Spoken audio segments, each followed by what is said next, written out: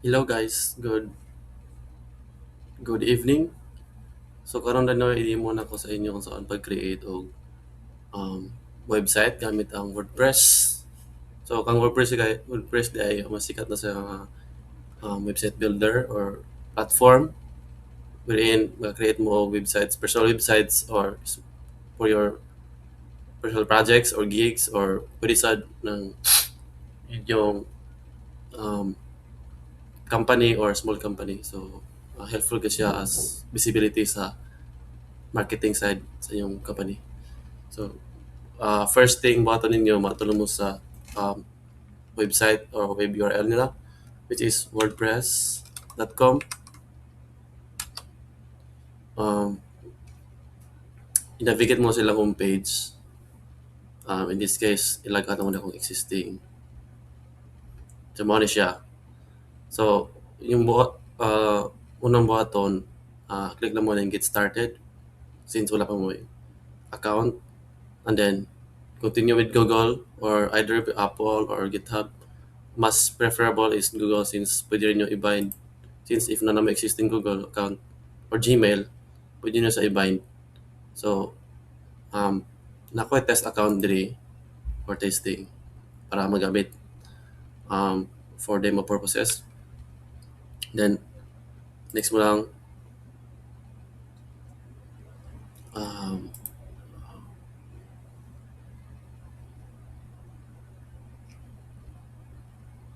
since parent account na ako na so pwede nyo sa skip nyo nga steps pero um, yeah.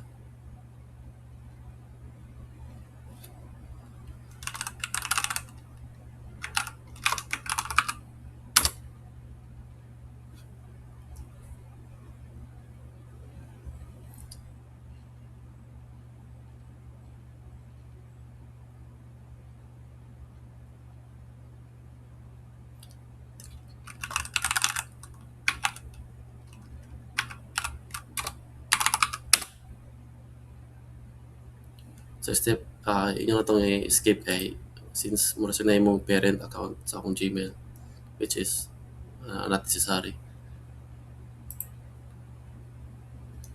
So um, after mag-create, dapat navigate na siya sa inyo ang WordPress account sa inyong WordPress. Yeah. So, siya loading back to sites. Click lang mo sa back button. So, mo na siya ang inyong um, balik na yung mga admin account sa inyong WordPress.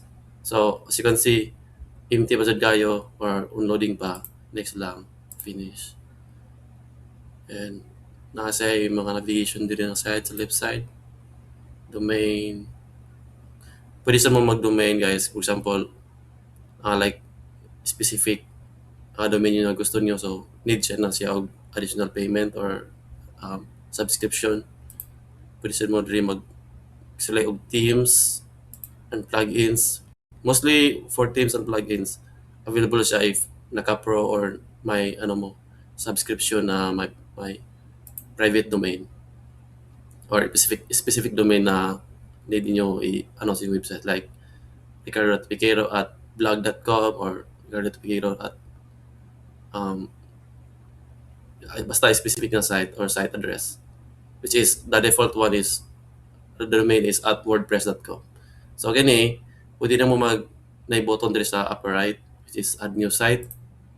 Pwede na sa i-click. Pwede mo duha ka option either create yourself or create with AI.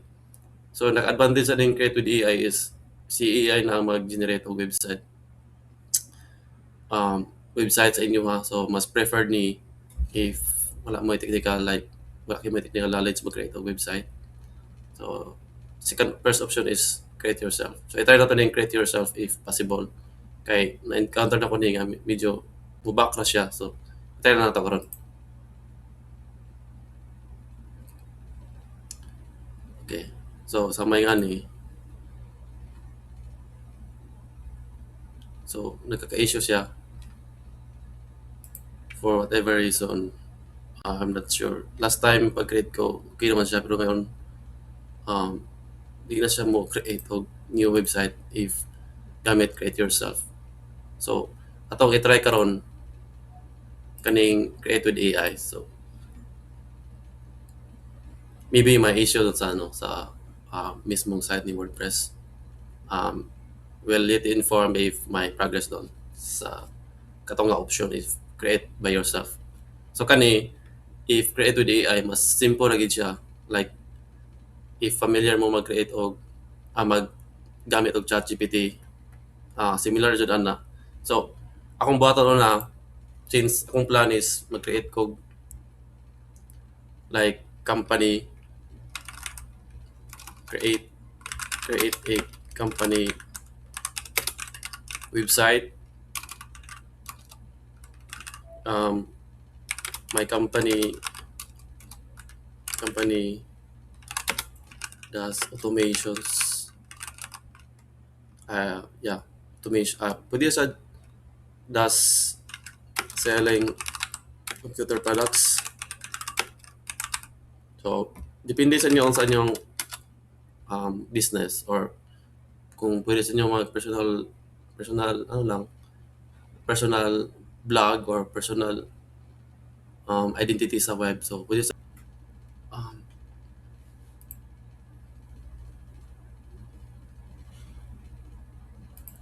may continue no. So naputo lang recording kayo na.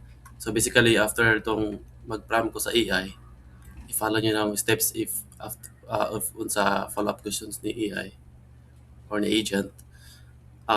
Karon guys, na mo na generate nga website nako based doon sa prompt, which is pretty much good if you're new or waka pa ka idea sa on pag-create og website. So straightforward kayo ang pag-create sa AI guys, like prompt lang.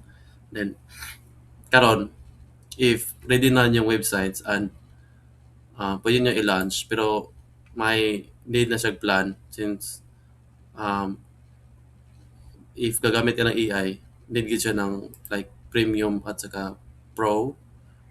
So it is a downside, but it's pretty much good if maka-afford ka 333 pesos, which is if naka-business, okay na gid siya per month as part of your marketing strategy. So if i-follow yun yung after click yun yung button, i-follow lang ninyo, and if ninyo part 2 of this demo, just let me know in the comments. So karon stop lang ta diri, and mao na to. Thanks for watching. Have a great day.